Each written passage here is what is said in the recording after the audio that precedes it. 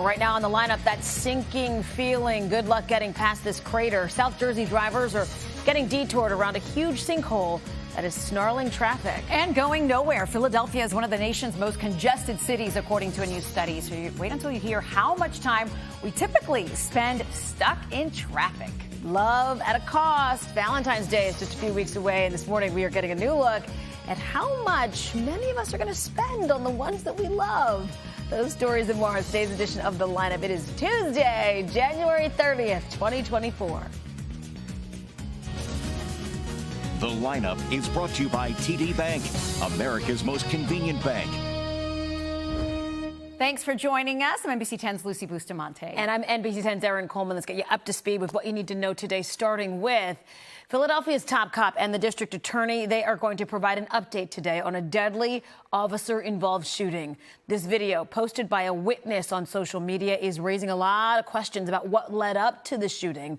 One of the officers involved was shot. His partner fired at the suspect and killed him. NBC 10's Randy Gyllenhaal reports from police headquarters.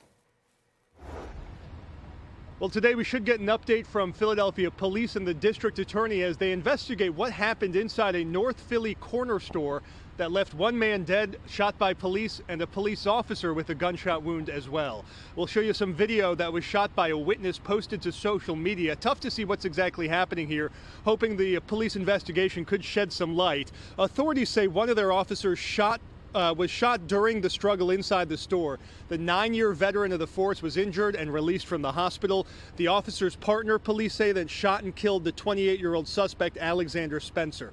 NBC 10 has requested body camera footage. At this point, it has not been released. The investigation ongoing as police say they're also searching for a second man who was seen taking a gun from the crime scene and leaving. Police are searching for him, offering a $10,000 reward. For now, we're at police headquarters. Randy Gyllenhaal, NBC 10 News.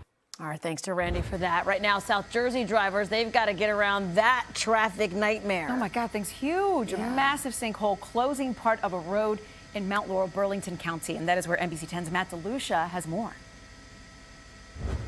Gaither Drive remains closed off to traffic, and this is the reason why there is a hole right there in the middle of the street. You can see that construction vehicle there where crews will be filling in that hole later on today. This is just off Fellowship Road in a busy office complex.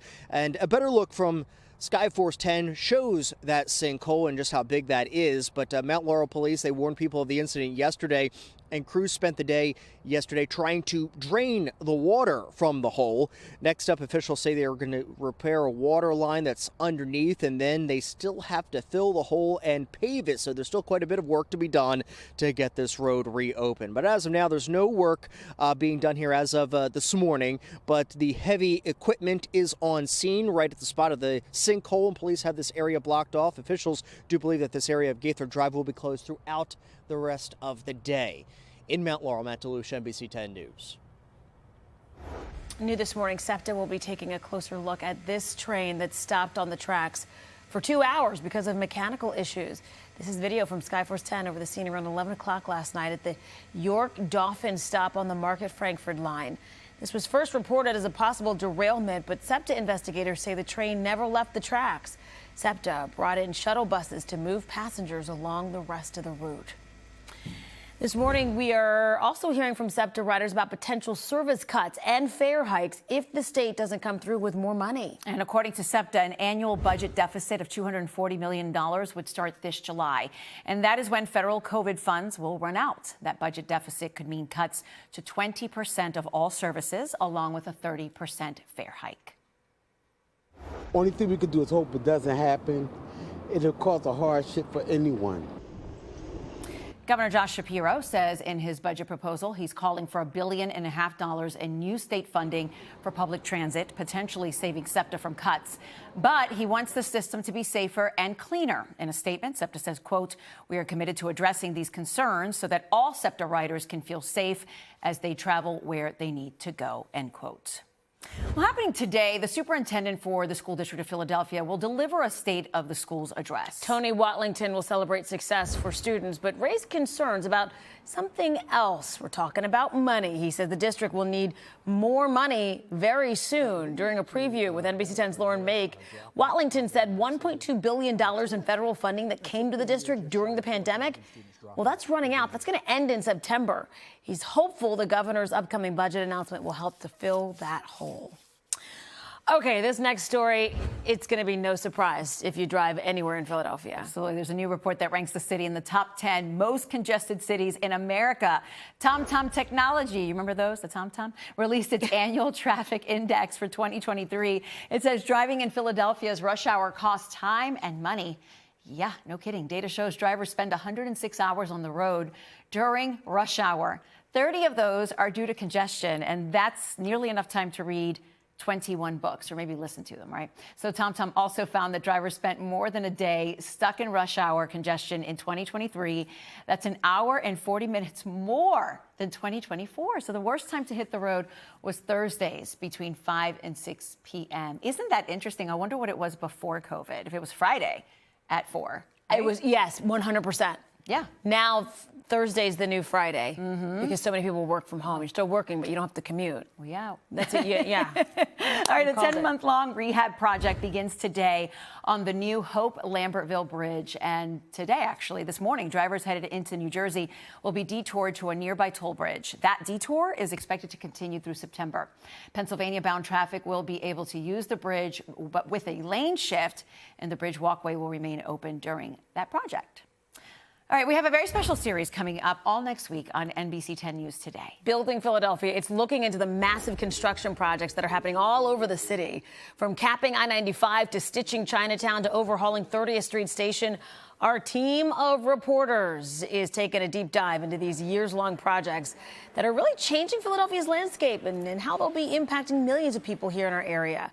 Building Philadelphia premieres Monday, 6 a.m. on NBC 10 News Today. Can't wait for that series there. All right, up next, how far one pet lover went to try to save her dog. Oh, my goodness, this is incredible. Plus, paying for Valentine's Day, the cost of love, it is going up. We'll be right back in 30 seconds. Here we go. Here I go again on my own. Introducing the all-new TD Clear credit card with no late fees and no interest, just a simple monthly fee. That's predictability, even when expenses aren't. $4? That's bananas. It's a pear. Oh, man. The all-new TD Clear credit card. That's how credit can be unexpectedly human. Call 1-844-TD-CLEAR for details about credit costs and terms. New video this morning shows how far one woman would go for her dog.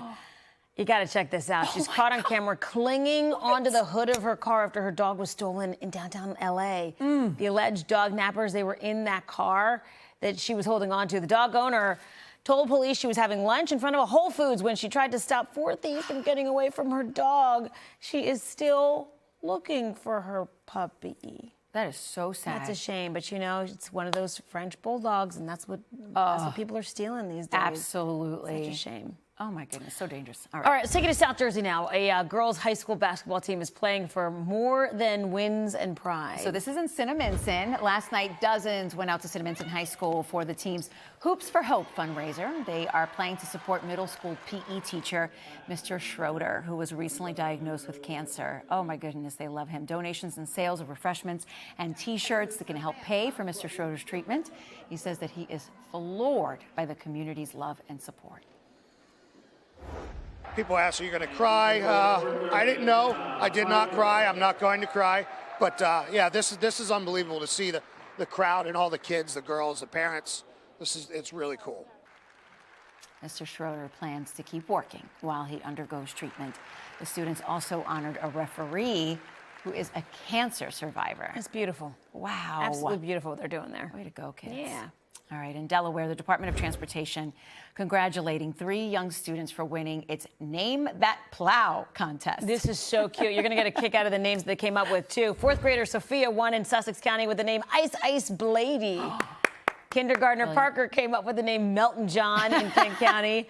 And in Newcastle County, third grader Logan won with blades of flurries. This is the third year of Del Dot's Name That Plow contest. It's really meant as a way to honor the department's snowplow operators and technicians who work really hard to keep the roads safe. Ice Blady. Is that your favorite? Yes. That's pretty great. Melton John is hilarious. I've had the beat in my head all morning long. Exactly. Exactly. Love it. Just because of that. Way to go, kids. All right. Let's talk about Valentine's Day. It is coming up soon, a little more than 2 weeks away, and a new report shows spending on significant others is projected to reach a record high. The National Retail Federation has projected Valentine's Day spending to reach $14.2 billion. The average per person, guys, per person, not per couple, $185. About half of consumers plan to celebrate the holiday this year. Erin's out. The top gifts include candy, cards, and flowers, and people also expect to spend more on jewelry, clothing, and a date night. Once you're an old married lady like us, yep, it's just like, love you, babe. Nothing says love like debt-free. You know? Yeah, you know? It's so funny, though, last year, after the... Do you ever go shopping after the holidays? Yes, I hate it. Little money-saving tip. Okay. Buy all the Valentine's stuff the year before, after the holiday. So I got all kinds of stuff, like 80% off for the kids. I'm telling you. She needs her own show on this. You just tuck it away for a year. They don't know. Little headband Erin with, Coleman, 50 cents. So savvy. There you go. Happy Valentine's Day. There you go. All right. So military dad. These are great. This is oh my gosh, beautiful, guys. The children, they came together after being deployed for 4 months, and it happened at a Montgomery County school. Watch this moment. Mr. Unger, come on out. Oh my goodness, Jackson and Evelyn were reunited with their daddy, Tech Sergeant Dustin Unger, on stage at Hallowell Elementary School in Horsham yesterday. He serves with the 177th Fighter Wing of the Air National Guard. He's been in Saudi Arabia since early fall. And when he found out his deployment was wrapping up earlier than expected, he decided to surprise his kiddos. Tricked you. I was just very happy because I missed him so much. Oh, my goodness. So cute. The school helped to pull off the surprise by planning an assembly about honoring the military. The kids knew they'd be called on stage to talk about their dad. They just didn't know that he'd actually be there hiding behind the curtain. Chills. Gives you chills? Chills. Look, these never get old. No, they don't. Like the military surprise, they never get old because the kids or the wife or whomever, they're always so shocked and they like hold on for dear life. Like they are just I am not letting go. And they're strong, resilient kiddos. Yeah. And we see these over and over again for many of them. That's their first or maybe second deployment. So it's new to them. It's fresh. It's fresh. Welcome home. Yes. It's great. Love it so much. And that is the way we're going to end this edition of The Lineup. For Erin Coleman, I'm Lucy Bustamante. Remember, you can always get NBC 10 News updates right here on the app and catch us weekday mornings from 4 to 7 a.m. Have a great day. See you guys.